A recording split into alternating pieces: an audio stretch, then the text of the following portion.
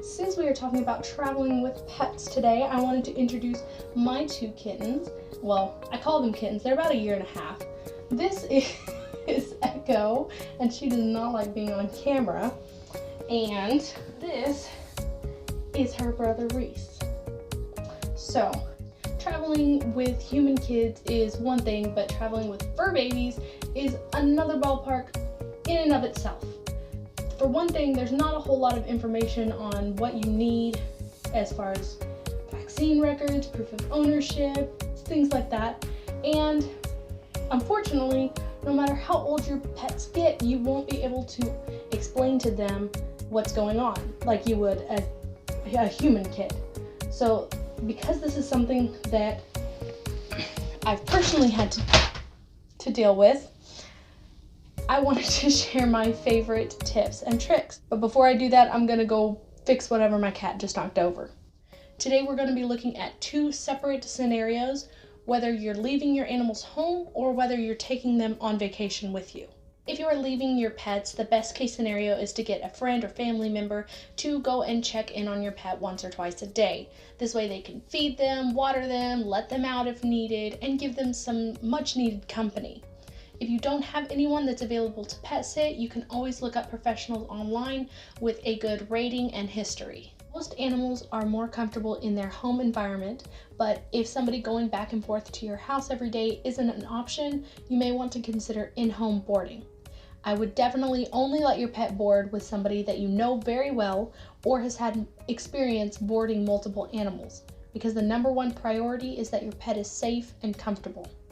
If your pet has special needs like certain medication, close supervision, or accommodation, you may want to opt for a professional.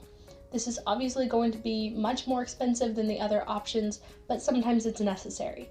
If you go with a traditional boarding location like a kennel or a cattery, make sure that they have a PCSA certification. You can call ahead or go in and get the feel of the environment before you drop your pet off too. Sometimes the best option is to take your pets on vacation with you. Some animals love to travel and it can be an amazing bonding experience. Others, not so much. New places, new noises, new smells, all of these can give your pet anxiety, and so I would recommend giving them a safe space and some calming items. This can include their favorite toys, an unwashed blanket so that it smells like your house, a calming collar or spray, and their favorite treats. Change as little as possible. If you have a certain feeding or bathroom schedule, try to keep as close to that as you can, even if you're going into a different time zone. Also, make sure to bring enough of their regular food to last the entire trip, and don't try to change the type of food that they eat. When taking a pet on a plane, do your research on the airline itself. If you have a smaller dog or a cat, make sure that you can bring them on the plane with you. If at all possible, don't put them in cargo. If you have a larger animal and you have no option but to put them in cargo, ask your vet about sleeping aids or calming things to help it not be so traumatic for them. Possibly one of the most important is to prepare ahead of time.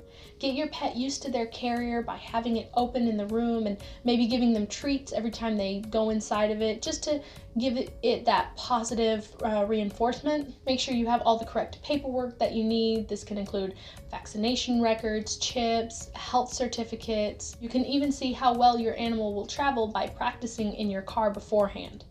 And that's it. This is just a basic short how-to list on traveling with pets. If you would like to see a more detailed version of it, let me know down in the comments below, and have a fantastic day.